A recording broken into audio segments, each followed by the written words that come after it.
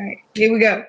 Welcome to From Hustling to Handling the Nutrition Edition. I'm so excited to be here with Camille from Canis.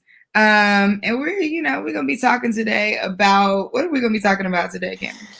We're going to be talking about a few different things, specifically excuses versus empowerment. And then I think we'll move into food as your spiritual practice. I like it. I'm with it. So for those of you who are just tuning in, I've been on this journey of being more present in my body, figuring out how I digest things in ways that, celery juice and never thought about before. So this has been a journey. I did start with the liver cleanse with Cami, and it was really amazing, but it's really shifted my palate. And so I'm figuring out, like, what does that look like for me to eat now?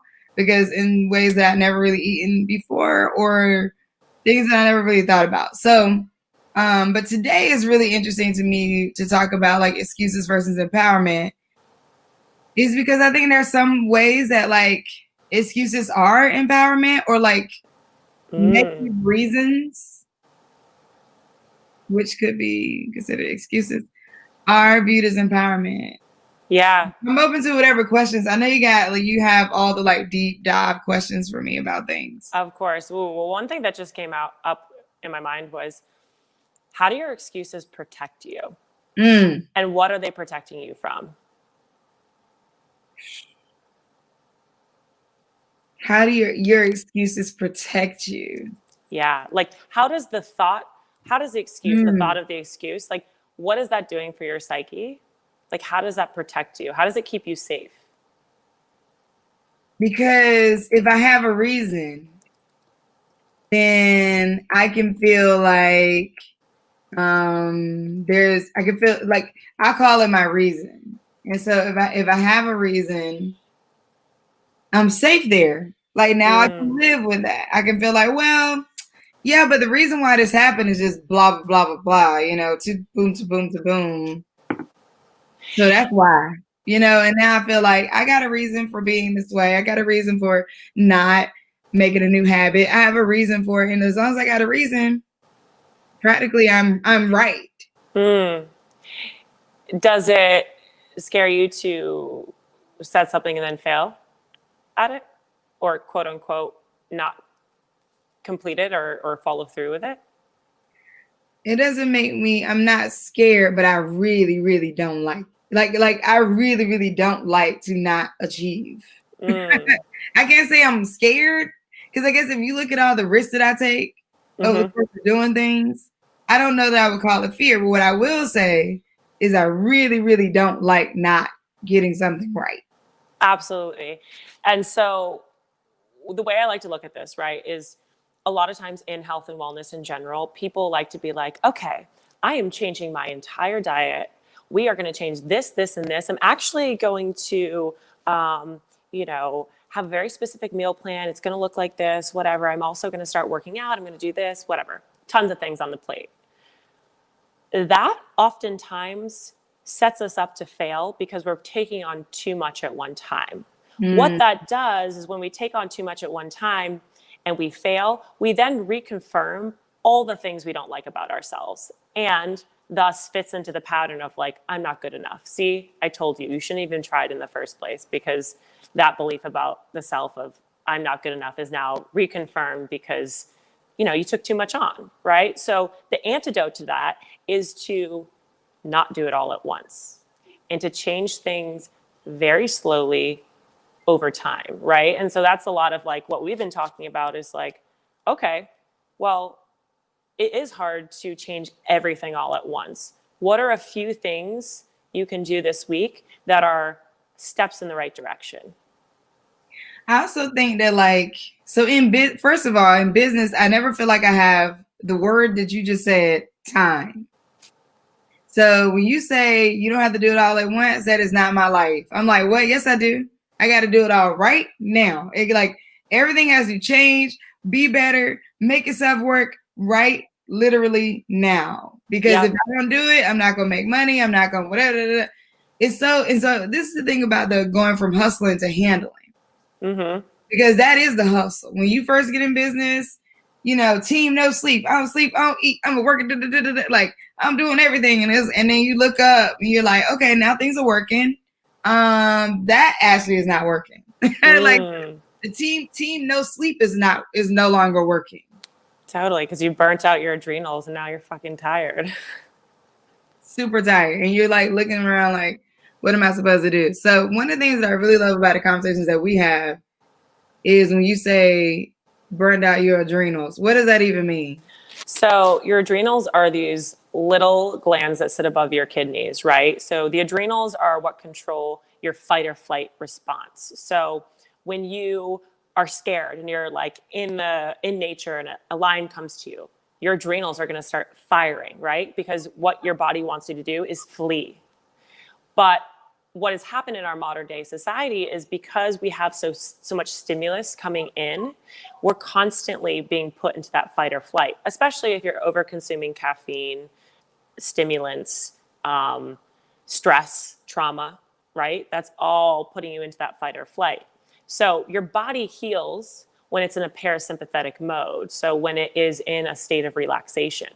So the reason why meditation and mindfulness and just like slowing down is so powerful and so healing is because we're taking our body out of that stress response.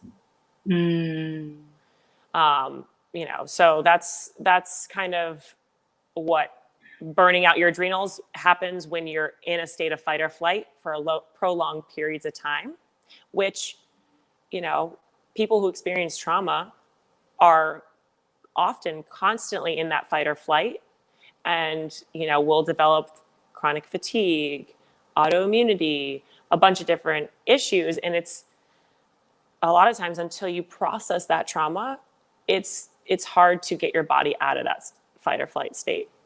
Well, here's the thing about being Black. You don't feel like there's been no space to process trauma. And I don't even mean that like lately, news headlines. I mean like literally throughout your entire existence. That is the one thing that other underrepresented communities have over us is the processing of trauma. Totally. We have not had that space at all.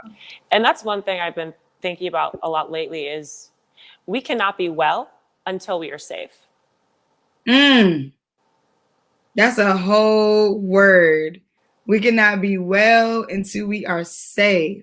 Yeah. And that's why. Oh my God. Well, shit. If we cannot be well until we are safe, Cami, I don't know if that's a positive news or not, because like. Yeah, that's why at the base of wellness is basic human rights. So like that's a lot about what I've been thinking about over the past couple of months is like wellness is really important, but what's most important is allowing communities to feel safe. And how do we first make that happen so that we can then think about being well? It's a lot. I mean, yeah, I don't have the answers yet, but I'm thinking about them. Well, yeah, I appreciate that because we need people who can think about them that have space to think about them for sure, while we also are thinking about them, and everybody trying to move in sync. I think, and this kind of goes back to like when I was teaching, and it would be like, okay, you want the student to come to school, focus all day in this like traditional focus way, which means like sit down, be quiet, focus, blah, blah, blah, blah. Like they can't even freaking think because they don't. This person may or may not have food on, and this has nothing to do. I'm not even talking about race, gender, creed, none of that. It could be any student. Have lights, taking care of their little sister, brother, parent at home, could have experienced some type of trauma, and it's like I think people who have experienced trauma seem like. I can't speak for everybody. You just decide to move on. And it's so, you can't really move on when everything is constantly, promoting to you, or all the noise is coming to you about what's wrong. Or like the wrong is still there. So you're trying to figure out what does move on even look like, and it's moving on actually just the sun coming up. Like it's literally like, oh, the sun came up. We got to do something, like we got to go to work, we got to get up, this week when I was talking to you about moving through my past relationship and realizing that I hadn't grieved my relationship with the mom. Like that trauma from that past relationship was still there because I didn't even think about talking, grieving the mom. And when you say you're moving through that trauma, can you give people specific examples of like what you do to process, like how you choose to digest and process the emotions when they come up? Because I think a lot of people don't necessarily know what that could look like, and I think it's helpful to have like some tools that people use. Journaling. Meditation, breath work. Yeah. Yeah. Journaling, meditation, breath work. Those are my 3 go-to. And just talking to somebody. Yeah. I mean, you'd be surprised, like just having a space for us to just talk. Yeah. Is everything. In a no judgment. Here's just what I'm thinking. I don't know if it freaking sounds right.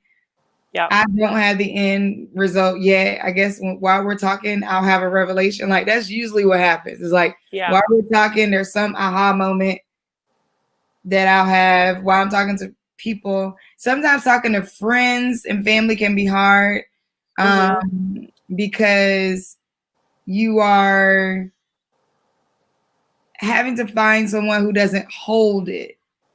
Right? Like, it's like in the Black community, therapy is not something that's favorable at all. But it's like the power of talking to somebody that doesn't have to hold it as a human and then start like treating you like what you told them, or like kind of like trying to dance around what you told them while you're still friends. Yeah. And also remembering that when you're accepting advice from someone, you are accepting advice with their lens, right? And their series of events that have happened in their life, their trauma, their like lens of trauma. So it is helpful to talk to someone other than friends or family because they're going to come at you with a blank slate and typically probably offer up questioning, like, how did that make you feel? Or, as opposed to being like, well, I think you should do this.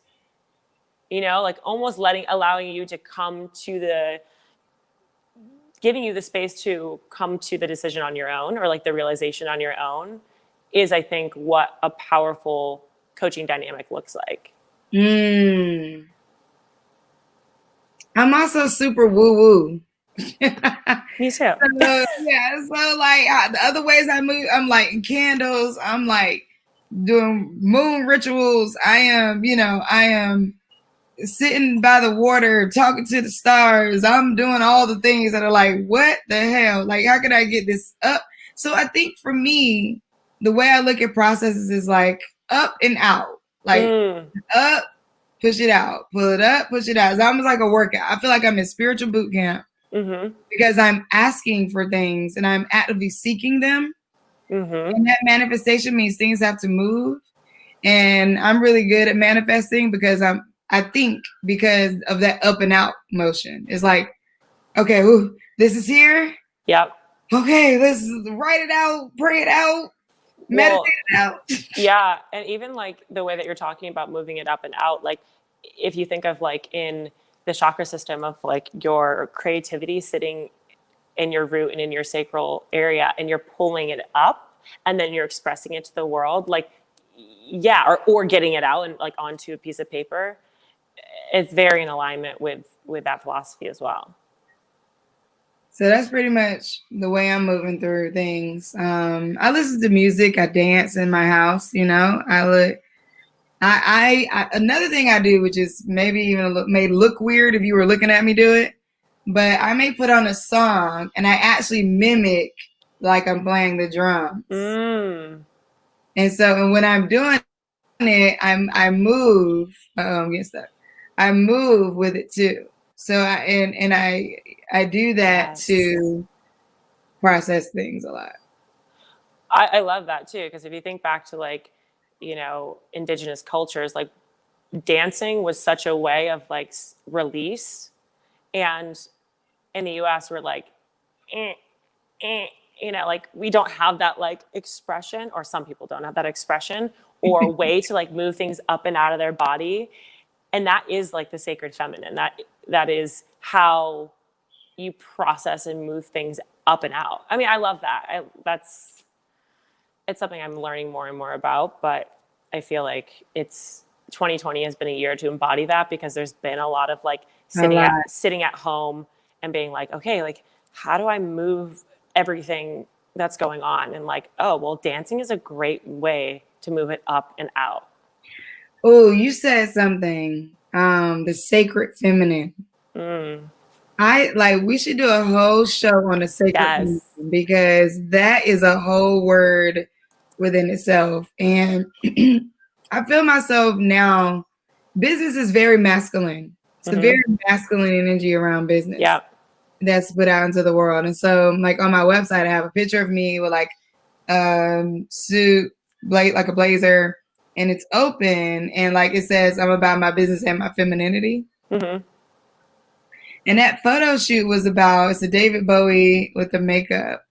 And it was about this intersection of femininity in business that you don't often get to really express, because safety. So I think your fear could cause excuses around why you don't build relationships because of safety. Yeah. Your trauma can cause those, like you build that wall around, I don't want to build relationships with people, men, people I don't know, whatever, because I'm being safe. And it's like business doesn't work that way. Money comes from relationships. All money comes from relationships.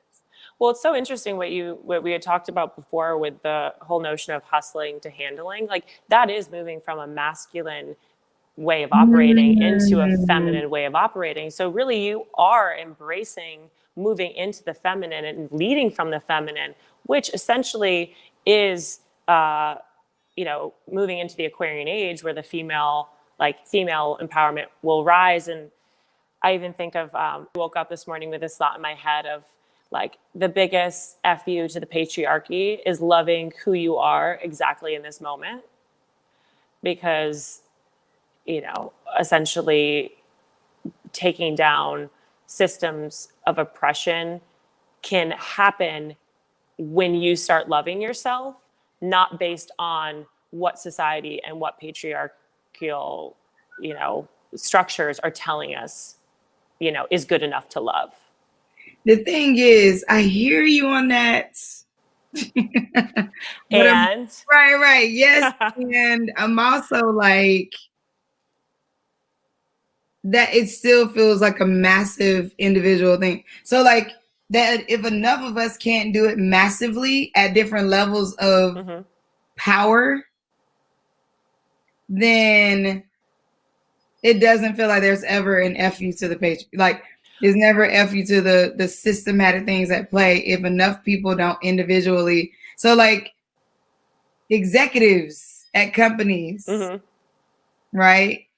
Are we saying that if they love themselves, they could really stop being racist people? Like they could stop discriminating within those company structures? I think it's less about, like, I think it's, if you're looking for something to do as an individual, like for the collective, it is, you can unplug yourself by not making decisions based off of what society is telling you is lovable, acceptable, good enough. Okay. Right? So it's like, I like the idea of like, oh yeah, but I think because if you're working in a corporate structure like that, like, I think the top has to decide that's how they're going to operate, because otherwise you have to make decisions, well, you're kind of like forced to make decisions based off of what your company believes. So these companies, corporate companies, aren't taking stances on you know, dismantling oppression, that's really powerful. And, you know, it's still up to the individual to, I think, to dismantle it. Like, you still have to actively practice that. You can't just decide that and be like, 2 weeks later, be like, okay, that was a nice thing. That was a nice initiative we did, but, you know, I'm done with that. Like, it doesn't end with like, you know, like, you have to actively be making a decision to, you know, not support oppression. Yeah. And I'm still learning about what that looks like in my day-to-day life, and it's not perfect, and I'm still open to learning, right? Like, it's been a lot of learning this past, you know, couple years, especially in the past 3 months. Yeah, I feel like it's been that way for a lot of people. And so I think when we think about, you know, excuses versus empowerment, it is empowering individually and for others when the people in power love themselves enough to let love for other people come through. But let's talk about loving yourself for a minute. Yeah. Because who knows, what does that even mean, right? Like, if it is like, be healthy. Yeah. Okay, got it. Check. If it is, yeah, I guess like the idea of loving yourself comes up so much, and you know, I'm the rebellious type. Yeah. So I'm like, whatever. That don't. Yeah. Okay, even if you love yourself, then what? But yeah. What is the evidence that you're doing it? What is the? I mean, not that you have those answers in totality for everybody, but yeah, I think what it is, I can speak to myself. How it looks to me is, it's an essence, and it's being in flow a lot of times, of like feeling connected to things, one, greater than myself, feeling like parts of my body are open to receiving. And to me, that is almost like accepting love to come through. And that's how, essentially, like, loving myself feels like my energy is moving. I feel like I've eaten, you know, a good meal that day. I feel like I've connected with a friend. I feel like I've moved my body in health supportive ways. Like, for me, it's really tangible, as opposed to, like, you know, the esoterical, like, I'm loving myself today. No, it's like, I got up, like, I moved my body, it felt good. I called a friend, I connected, like, I spoke to a client, and we had a really nice exchange. Like, that makes me feel like, wow, like, I am putting out love. I feel loved. Like, this is a good feeling in my body. Whereas, you know, if I go out and like binge drink, like, I don't feel as lovable the next day, because like I feel kind of shitty in my body. that, it's such a hard conversation. Yeah. And the reason I say that is because people who are not necessarily being positive, Yeah. they also feel good when they may be doing things that don't feel positive to other people. So like, I don't want to go extreme, so let me try to think of something. Don't you think that's your baseline, though? Your baseline is different.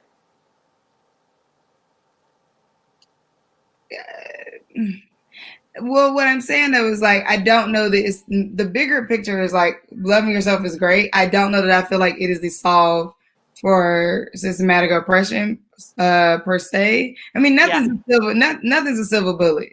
Yeah. Right. So like, right, we know that it's not one thing. I do see where, like, if there is a definition of pure love somewhere. Yeah.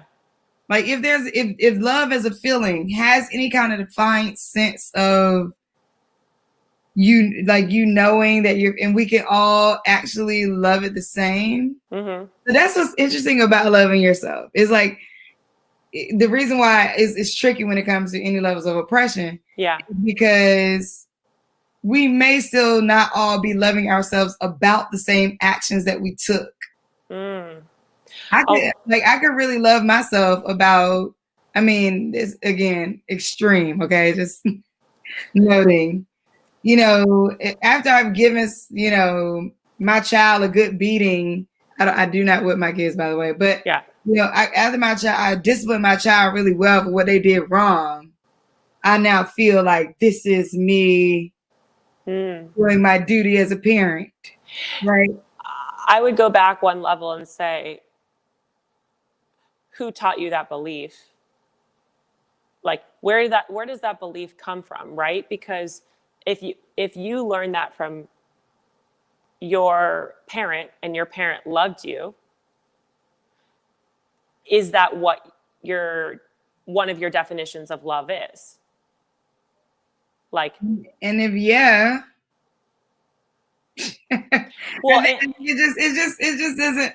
So for something so intangible to solve something that's so practical, yeah, even though we know that it's bias included and like it just is a I don't want to give any excuses for it not being able to be solved by love, but I think that like love is I think love is an aspect of all things.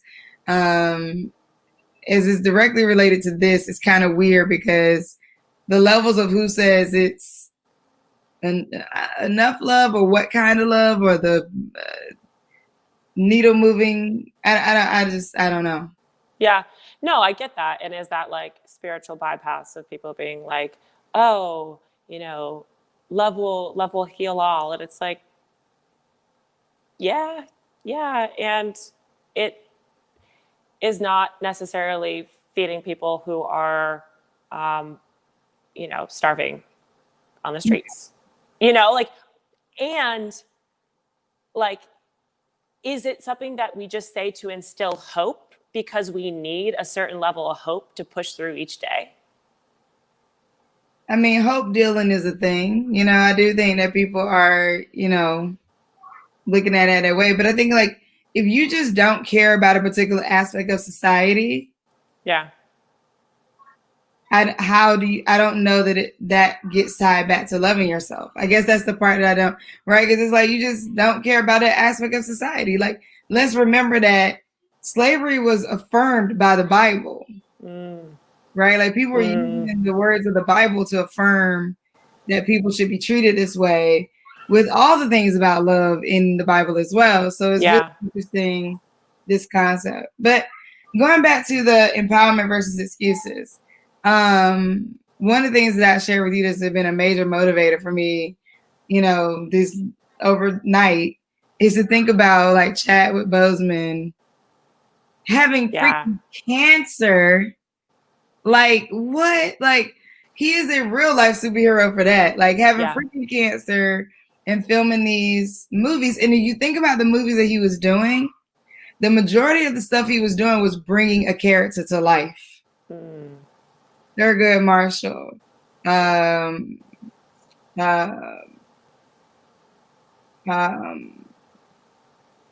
Panther. Everybody. Black Panther. No, Black Panther wasn't a real person. I mean, why? What is the song? James Brown. Who else did he play? But just multiple characters that he was playing. Yeah, you're like Black Panther with that. I know. I could not get my head together. But yes, to Black Panther. But you know, and now when you look back at his speeches, he was really giving his like end of life speeches. He was leaving us with real like, this is what everybody need to know. Because you know, you hear people saying like, oh, like living your purpose, blah, blah, blah, blah. And they're like, and then they've been saying that and they live their lives. And it always becomes a, you know, something that people kind of ignore. But he was literally giving us, no, really. Yeah. No shit. Like, what do you think about that, you know, his passing? What did that bring up for you? Like, how did that shift your perspective? What was like the driving thing where you're like, oh shit, like this just clicked? Then I'm over here tripping. I have this I have this huge movement that I've created of thousands of women across the country, if not further, and I'm not doing all I can do to be alive Mm. to see as many lives as it can possibly change. Mm. And my excuses around like, oh, but I'm too fat, I'm too tired, I don't feel like working out, I can't pick the right food. And here this dude over here with cancer creating Yeah. the Black superhero of our lifetime. Yeah. And here I am over here talking about, you know, just to see the impact of Black Panther. Yeah. To know that who knows if Black Avengers will reach that level of impact, but just to know any impact that I am having on the community that I am serving or in that I have built this organization to serve, and to think that I am not doing all that I could do to stay alive for it. Yeah.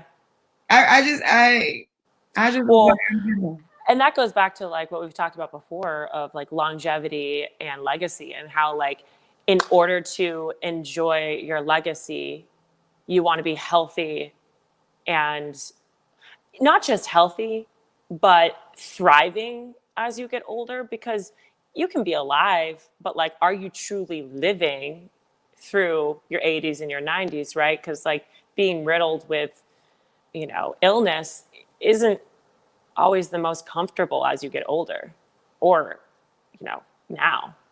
Yeah, not comfortable at all. Nobody wants that. No. So yeah. What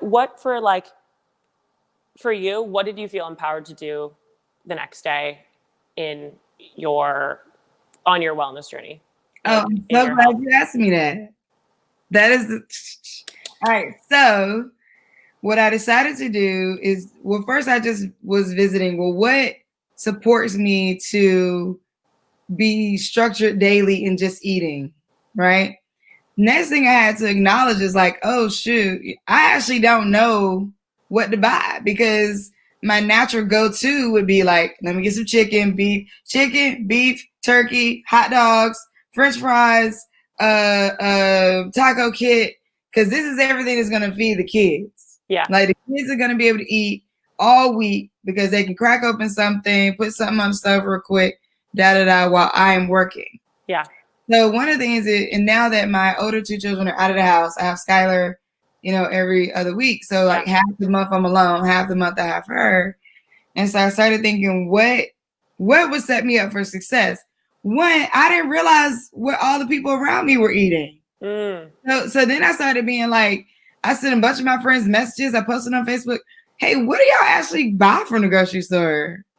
Right? I have a friend, Courtney, who, like, when I go to his house, he cooks the most healthy food ever. Like, I just don't even know. I'm like, dude, I don't know if I know. Well, I do know a couple other Black people cooking like that. But I'm just like you ate bok choy and carrots and some type of seasonings he got in the cabinet. And I'm like, I don't even know who you are right now. Like, then he has this whole collection of like, black seed oil and all these different things that he's taking. I'm like, dude, first of all, okay, time out. Just take a picture of that whole corner and send me that. And then take a picture of your cabinet and send me that. And then, and I sent you a message and I posted it like, what are people eating? What's your go-to shopping list? So I took that list plus a bunch of other stuff that people said on Facebook. And then I thought about like, what do I like? Yeah. I'm a snacker. I like things I can grab and pop. So berries are good for me. Blueberries, raspberries, dried mango. I like dried fruit. So anything, sometimes it's too sweet or a little bit bitter. Sometimes if you want to make sure when you buy dried fruit that you're getting the unsulfured dried fruit, because the sulfured dried fruit is, it's a preservative. And then also getting dried fruit that is actually just dried fruit and it's not crystallized with sugar. Dried fruit, because fruit has enough natural sugar. You don't want to add more to it. Okay, because there's these kale chips online that I really, really like. They're so good. Which ones? I can't remember the name of it, but it comes in a green. Well, it's kale, so it probably naturally comes in a green packet. But it's is it Brad's kale chips? Maybe. I also really like seaweed. Seaweed's amazing for you. You want to be Maine coast seaweed is the best because you'll make sure that you're not eating seaweed that has traces of Fukushima runoff, like, nuclear runoff, because our oceans have some residual nuclear runoff, but the main coast is on the opposite side of Japan. So it's the best to get the seaweed from. What kind? So if you know the name of it, Maine coast seaweed. It's like okay, that's the brand. okay, But I'll send you the company so you can link it below. So the other things that I did, and Marquita, I see you, girl. Listen, we could talk about this. I made a list. So I am better. I did really well on the cleanse because you're telling me what to do every day, and I don't think about it. So after I made my long list of just like, I'm going to buy all these things and put them in my refrigerator somewhere. Because I need to do that. I also realized that I don't necessarily do well with recipes, but I do because for whatever reason, if one ingredient has something I'm not going to use again to what I was mentioning to you, I feel wasteful. And I feel like this is going to expire. I'm going to have to throw it away eventually, and I'm not using it. I don't feel the same way about spices or canned goods. Well, because they keep a long time. Right. So I'll put those. But if I know I'm not going to eat it later, I'm like, I don't even want to make that recipe because it has too many parts to it. That's another thing. If a recipe has too many parts, I'm like, meh. Yeah. I'm not. So I really loved when we did the cleanse. There's like the tomatoes and the black beans. Yep. Now, I don't know if I did mine right, but it was the little round tomatoes. What are heirloom tomatoes? Cherry tomatoes. Cherry tomatoes. There you go. I sliced them up. I washed the black beans. So I did that on top of some spinach and some arugula. Yeah. A little bit of dressing. I'm good to go. Delicious. No, I'll tell you in a minute. Wait. I'm gonna have to get a lighter color because that's kind of dark. But yeah, it was after I did that, I was good to go. I went and bought some jars. Okay. So what I'm gonna do is I'm gonna put the lemon water in jars for every day. So I was gonna get mason jars. I found these little cute little glasses with tops actually in the dollar store. They didn't have mason jars in the dollar store for some reason. They usually do. I'm about to go to another dollar store. But anyway, so I got 7 of those. So I'm just gonna put the water in there, let it be. Perfect. I got 2 extra ones for my celery juice because it can't keep it for so long. So I'll do the celery juice overnight, maybe put it in there. So every day I can just grab it, drink it. Totally. And just so people know, like we're doing the lemon water in the morning. So it's half of a lemon squeezed into 16 ounces of water. You drink that right when you wake up. That gets your liver humming, right? Kind of wakes it up. It's an astringent fruit. So it starts to detox your liver, right? Wakes it up. And then the celery juice, 16 ounces of celery juice, 30 minutes after you drink the lemon water, gives the body some time, because you use the celery juice essentially as medicine because it's the perfect balance of electrolytes. It's going to heal the gut. It's going to help rebalance the hydrochloric acid in your stomach. So it's going to help you digest your food really, really well. And it's super hydrating. So that's kind of what Shelly's morning is looking like when she wakes up. Because throughout the night, you get slightly dehydrated. So when you wake up, you really do want to make sure you're hydrating. If you don't have a juicer, you can't do the celery juice, like the lemon water is a great option. So yeah. Also, one thing that I was thinking of when you were saying of like, oh, what foods keep really well in the fridge so you don't have to be afraid to buy them and be afraid that they're going to go bad, is root vegetables, things that grow in the ground like onions, sweet potatoes, potatoes, beets, carrots. Like those are going to keep in your fridge a pretty long time. So the things that are more delicate are like the cilantros and the parsley and the baby greens. Like those are going to go bad a little faster, but greens that keep pretty well are spinach, kale, collards. So don't be afraid to buy those types of things because you can keep them, the root vegetables for a couple of weeks and the greens for up to a week and a half. Um, Yeah. so yeah, don't be afraid to try something new, even if in the past it may have been something that would just wilt and die off in your fridge because you're not who you were 6 months ago. Oh, you can say that again. Like you are not who you were 3 months ago, 6 months ago, 9 months ago. Like we are all, especially you, evolving very quickly. Whether or not we want to evolve as fast as we are or not, like the world is forcing us to change and adapt. So here we are. Yeah, no, 100%. I agree. Yeah, well, this has been great. I want to be mindful of our time because we could talk all day. I know. This has been amazing. I would any last thing you want to leave with people? Oh, thanks for sharing your story.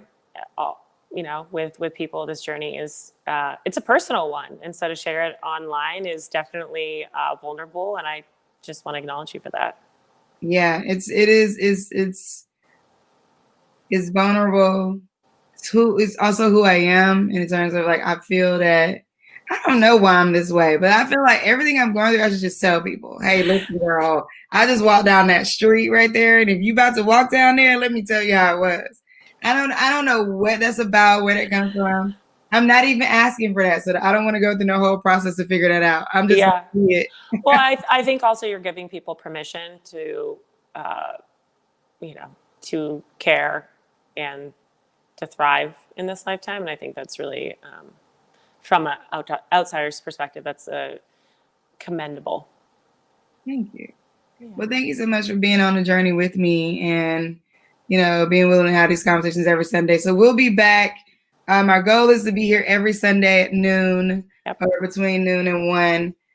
So stay tuned for more of these. If you are watching on YouTube, you can subscribe to my YouTube for a notification. If you're watching on Periscope, you can subscribe. Actually, I think you can hit notifications on Facebook too to know when I go live. So follow Cami at Candice.with.Camille. Her IG is below. You should be able to see it. And then I am IG and Twitter. I am Shelly Bell everywhere. So thank you so much for being here. Have a happy Sunday. Thanks, Shelly.